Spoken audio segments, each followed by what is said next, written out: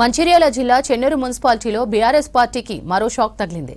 మున్సిపాలిటీలో 5, 13, 14 వార్డుల నుంచి భారీ సంఖ్యలో బీఆర్ఎస్ యువ నాయకులు కాంగ్రెస్ పార్టీలో చేరారు. కాంగ్రెస్ కండువా కప్పి పార్టీలోకి ఆహ్వానించారు చెన్నూరు కాంగ్రెస్ టౌన్ ప్రెసిడెంట్ సూర్యనారాయణ. 14 ఏళ్ల నుంచి పార్టీ జెండా మూసిన కార్యకర్తలను బీఆర్ఎస్ మాజీ ఎమ్మెల్యే బాల్క సుమన్ విస్మరించారన్నారు. రాష్ట్ర మంత్రి వివేక్ వెంకటస్వామి చేస్తున్న అభివృద్ధి పనులకు ఆకర్షితులై కాంగ్రెస్లో చేరామన్నారు నాయకులు.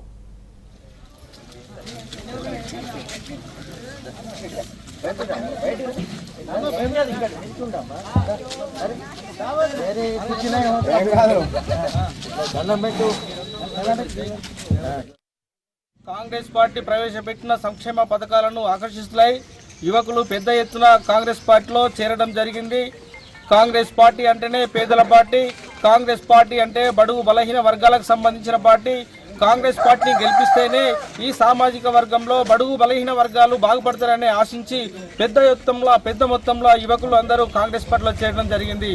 కాంగ్రెస్ పార్టీ ప్రతి ఒక్క పేదవాటిని కడుపులో పెట్టుకుని చూసుకునే అవకాశం ఉంటుంది అనే విశ్వాసంతో ఆ నాయకులు యువకులు పార్టీలో చేరడం జరిగింది.